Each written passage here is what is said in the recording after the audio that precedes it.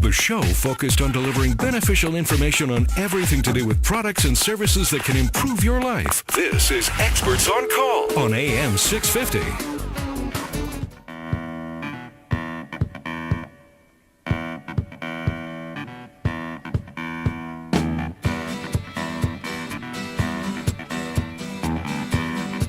Welcome back to Key Pacific's Talk About Strata. Tony Gioventu is the Executive Director of the Condominium Homeowners Association of British Columbia and this program's music director. And why have you chosen that particular selection for the program this evening, Tony? Painted ladies. Painted ladies and a bottle of wine.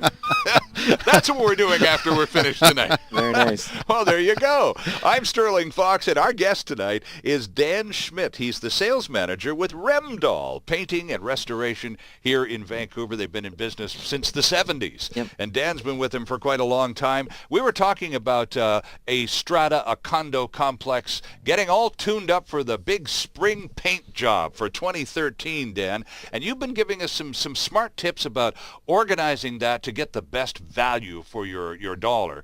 And you've been going through some of the preparations and giving us an idea what you, the contractor, the kind of work that you do even before a drop of paint hits the walls of these buildings. There's all sorts of preparation work, etc.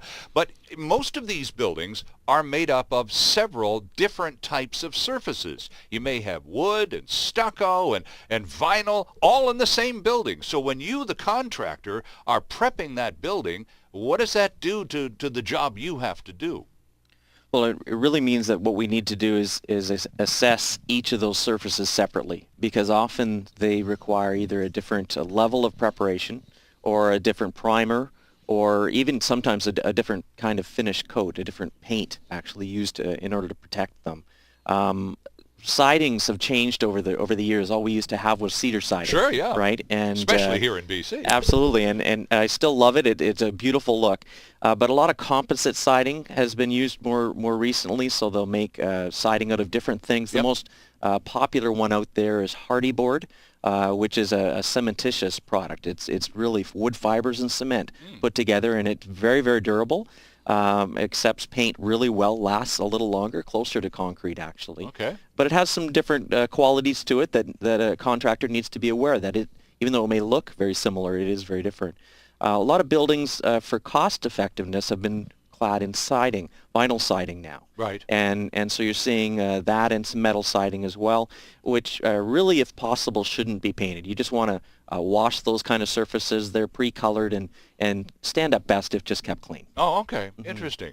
Now, let's talk about color, because we just during the break I was talking about the sorts of conversation we've been having, and then I happened to mention color, and Tony said, "Oh, good grief. You actually want to change the color of your building? We could do a whole show on that." Because I guess the idea is when you do a repaint of a building, Dan, you're basically going to return it to what it looked like when it was built. You're just redoing the same colors. That's right. And I would think that if there was to be a color change, that would be a battle royal long before you, the contractor, ever arrive on site. You're whatever color that you were given is the result of what that battle was about. And Tony, you've seen these firsthand. You're going to what? You're going to change the color of our building? Are you nuts? Battles? Actually, it's worse than that. It's not you're going to do what. It's usually halfway through the day somebody realized that what's happened is that the painters have started using different color on the trim, or a color has been chosen, and people realize, in the building realize, somebody comes storming out and say, "Wait a minute, we didn't approve a color change. What do you think you're doing?" And the Strata Council just went ahead and approved a color change. Oh. But anything that is significant in use or appearance of the property, common assets, the owners have to approve at a special general meeting. And now we're talking the Condominium Act, aren't we? We're Strata talking law. Property Act. That's right. We're talking the law here now, aren't we? Exactly. The Strata Council, unless the owners have given them very specific authority to do this, and the resolution don't have the authority to change these colors. So it might require some consultation in the painting process if the paint surfaces, we have buildings with paint surfaces that are 17 to 20 years old that have never been painted. Right. And so matching the original color is probably unknown or impossible. Right. You might do something relatively close with the same basic palettes of color, and you might be relatively close. That's probably not a significant change. But if you're changing to a light colored building with a dark colored trim to a dark colored building with a light colored trim, or you're changing from a yellow building to a brown building, or that's a big deal. Well, it's not only big, but it's significant. You may be in a strata that's a heritage building. That heritage building and its colors would be determined by your local planning department at the city hall. You might have to get permits with respects to those colors, to the detailing. There may be a variety of issues that come up. So before you even contemplate this contract, you need to make sure you've decided, and this is part of the resolution at your general meeting, are we sticking with the same color scheme, or are we changing? If we're changing a color scheme, then we need to show the color scheme to our owners. And they have to approve it. And they're going to have to approve it as part of the resolution. And don't give the owners three choices, because you will have three different groups and you'll never pass a resolution. Exactly. Right.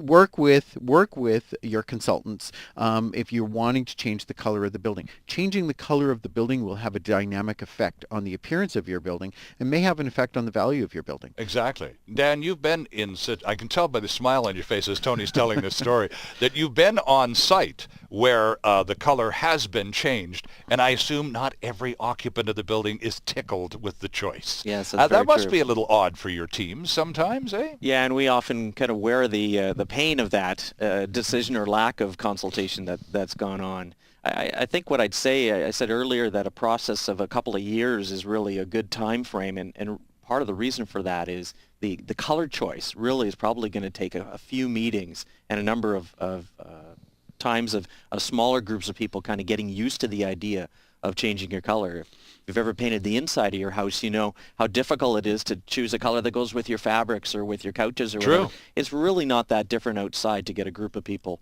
to try and decide. You've got 60 owners and 120 opinions. And what I'd suggest there really is that you form some sort of small committee early on.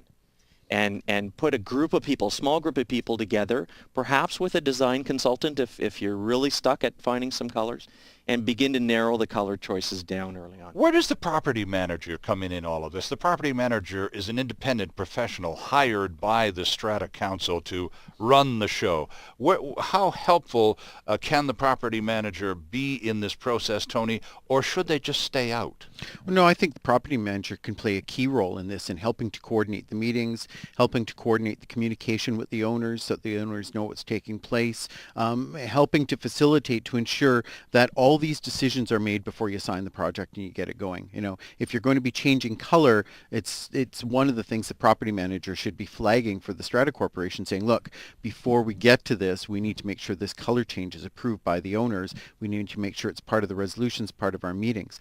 The other side of it is communication with the owners. When you're doing a full paint job on the exterior of your building, it's pretty significant construction. Sure. So there are going to be disruptions. There will be times when windows will be covered over because you're protecting them from paint surfaces. There'll be times when you're going to need access to decks and balconies and rooftop decks and buildings. And there'll be trucks in the driveway. There's going to be disruption, right? There'll be disruption to life. So some Strata corporations, I saw Strata Corporation recently, they actually approved their paint job this summer, and they are changing colors, but everything they've done, including the color board, the schedule of construction, what the disruptions are going to be, they've set up this great display board in the lobby. So every time people come and go, they see what's happening.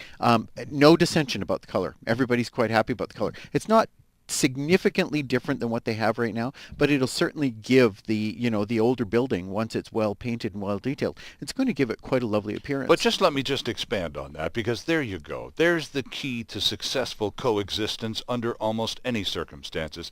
Communication. Absolutely. The more people are on the same page, the more likely they are to be okay about most things, right? So I would imagine, Dan, in places that you've been and your teams have been where as you say, you wear the pain of some of these arguments over.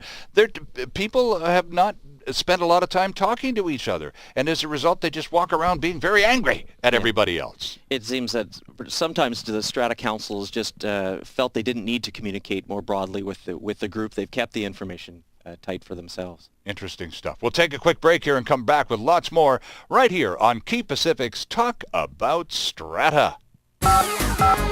Delivering relevant and beneficial consumer information. This is Experts on Call. And there's more still ahead on AM 650.